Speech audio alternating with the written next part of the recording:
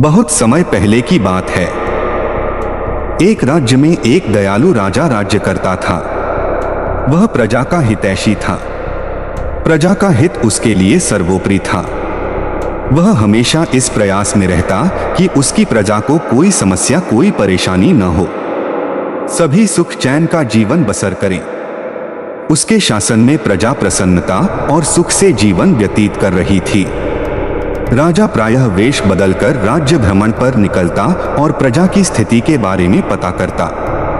यदि उसे पता चलता कि प्रजा किसी प्रकार के कष्ट में है तो वह उन कष्टों को दूर करने का प्रयास करता। एक बार वह इसी प्रकार वेश बदलकर राज्य भ्रमण पर निकला।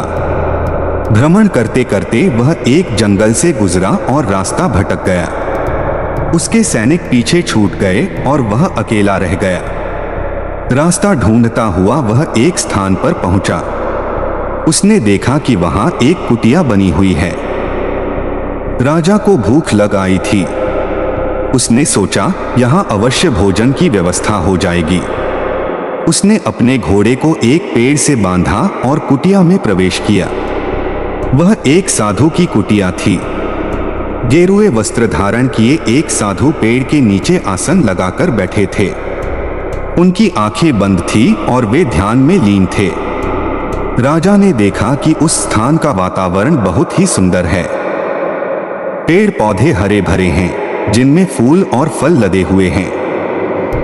पंछी उन्मुक्त होकर विचरण कर रहे हैं। राजा ये देखकर बड़ा प्रसन्न हुआ।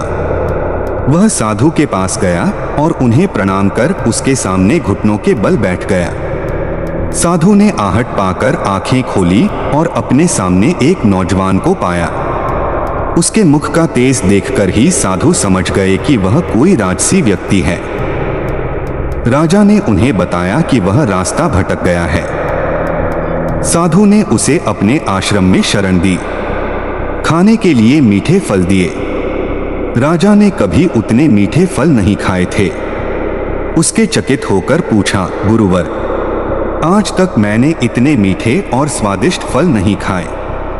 इनके इतने मीठे होने का कारण क्या है? साधु ने कहा, इस राज्य का राजा अत्यंत दयालु और न्यायप्रिय है, इसलिए ये फल इतने मीठे हैं। जब तक वह अपनी प्रजा का हितैषी रहेगा, दिन दुखियों का सहायक रहेगा, ये फल ऐसे ही मीठे रहेंगे। राजा को ये सुनकर बड़ा आश्चर्य हुआ।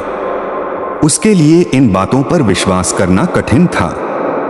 जब साधु से आज्ञा लेकर वह लौटा तो उसने निश्चय किया कि वह इस बात का परीक्षण अवश्य करेगा। उसे अपने सैनिक मिल गए जो जंगल में उसे ढूंढ रहे थे। वह अपने राज्य वापस लौट गया। वापस लौटने के बाद उसने प्रजा पर जुल्म ढाने शुरू कर दिए। उसने किसानों का लगान बढ़ा दिया और प्रजा पर नाना प्रकार के कर लगा दिए। अब वह अपना धन भोग विलास में खर्च करने लगा और प्रजा की ओर से उदासीन हो गया। प्रजा पर अत्याचार बढ़ने लगे तो पूरे राज्य में त्राही त्राही मच गई। कुछ दिनों बाद राजा फिर जंगल में उसी साधु की कुटिया में पहुंचा। इस बार उसने देखा कि वहां का वातावरण भिन्न है। पेड़ पौधे सूख चुके हैं, फूल मुरझा गए हैं, फल सड़ चुके हैं। ये देखकर वह चकित रह गया। वह साधु के पास गया और उसे प्रणाम किया। साधु ने उसे खाने के लिए फल दिए। इस बार फलों का स्वाद कड़वा था। राजा ने साधु से इसका कारण पूछा। साधु ने कहा, इस राज्य का राजा बाद पहले जैसा नहीं रहा। उसे प्रजा के हित का कोई ख्याल नहीं है। वह प्रजा पर अत्याचार करने लगा है।